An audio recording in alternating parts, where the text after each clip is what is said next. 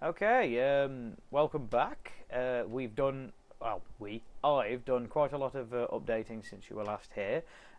Not much in this building, so we'll carry on straight out to that has appeared with a brand new walkway between the two.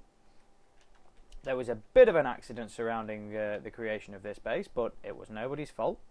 And now it's got a nice shiny new tower to play with. This tower acts as the CEO's office, which is up on the top floor. We have the board of directors room here, where they can all gather around and note around. We have the waiting area up here for the people who are destined to see the boss, which will be me and CEO Dave. His desk and office, which I couldn't think of a better wood to make them out of. And mine, which is just literally the sidekick, shall we say. Let's just turn that chuffing music down a bit. There we go. Right, and we shall carry on with the remainder of the tour. Go down the stairs, bugger it. I'm going down, forever going down. Another thing which has been added since, as you will see, there is the lovely fountain in the square, and no more tanks and smeltery and everything here. That is because they have all been moved to this, which is the productions building. A nice little factory setting, as you can tell. Fuel and oil, upon which we don't actually have at the minute, into these tanks here. We have a fair bit of fuel. And in here, we have, as soon as you walk in, we have the one smelter, which it basically does the job it's meant to do. The electrical outlet, all electric, is wireless and controlled by tesseracts. Over here we have the processing plant for the coke oven, which makes creosote oil, which goes out via a covered fluid duct to the tanks on the rear, which are displayed on the wall over here. Which I think this one is, yep, creosote, and that's being filled up gradually. And this one hasn't got anything in it at the minute, but we're thinking either lava or water, one of the two. And all that goes straight from there into the blast furnace, which makes us iron. The rest of the the machinery, the factory workings, shall be put into here with nice gantry across the top. Nice little patented by me. No one else, no matter who they say. Back up to here where the rest of the processes were. Not much else has changed apart from this, which is a monster processing building. The animals are now back all in their respective pens, and that pig has a TARDIS on its head. You know what, bugger it. I'll have it anyway. I'll probably already got it, but who cares? I have started doing a roadway, as well as a nice little fancy piece here leading up to the main building. A nice little water feature. I was going to do a lava one the other side, but this took up priority of that space. This little ruined section down here is the farm, which we explained about last time. I'm going to be putting something else near that soon, and then the walkway just goes back around there till we figure out where to get it to. Probably going to go over to the other tree base, but I haven't decided what I'm doing with that one yet, because that one had an accident, and yeah. Now, this is my ingenious creation, because this consisted of making a soul gem and finding enough zombies to kill and collect all their souls up, which are now inside that empty soul cage. So that's now making a permanent amount of zombies. Always, it's always going to keep doing that. They are being munched up by a grinder, which is doing its job quite well.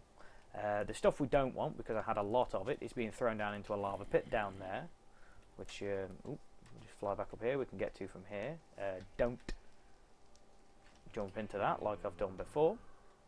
And all of the good stuff is going to here. As you can tell by that noise, that's not a good noise. All the mob essence from this is being collected up. There's not a lot of it at the minute, because it needs to go into that tank. And there's a blaze loose. That's not good. So let's deal with him. Let's deal with him in a good old-fashioned way. So yes, the mob essence goes into another mob spawner, which by capturing one mob and putting it in there in a safari net, I can now spawn an infinite amount of them, and that one will they'd be killed by that grinder, so more mob essence will be collected up, which will go into this one, which makes blazes, and then into this one, which makes endermen. Now all of them are inside this building where there's no natural light, so there's nothing to kill them naturally, but excuse me a second. Have it, you... There we go. I meant to do that. So yes, that's a very, very complicated piping system. Very, very complicated. I'm quite proud of this myself, because it is a near infinite amount of everything that we need. Blaze, rods, ender pearls. In fact, I should have collected them while I was down there. A lot of stuff. A lot of stuff. And a lot of mobs to get killed.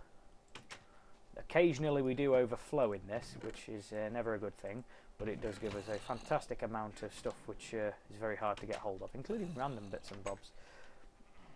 Now the plans for this are to take these out into separate, flatten this entire area and make completely separate pastures for different mobs, and this is our little diamond farm, and also have a bigger farm of pumpkins, melons, cocoa beans, everything that we grew in that small little area up there, which I never got to explore last time when it was a complete mess. So I've done a fair bit with this now, and I'm waiting to do some more.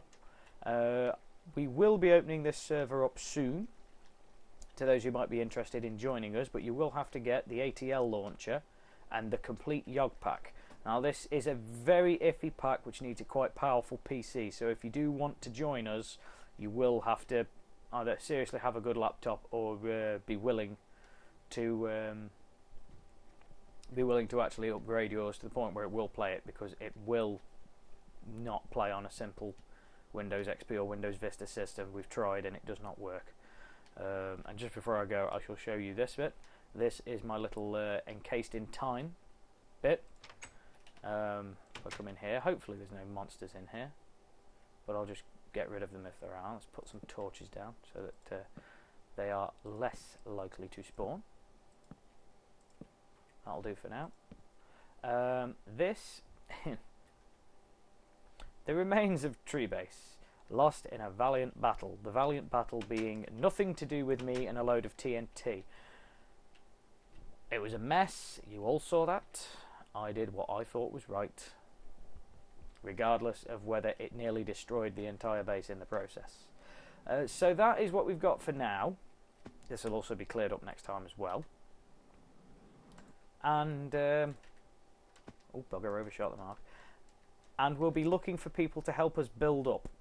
There will be the inclusion of an entire area, northeast, south and west, to try and make a city surrounding this, and try and get some people in on a regular basis to build up a mini-series, if you will.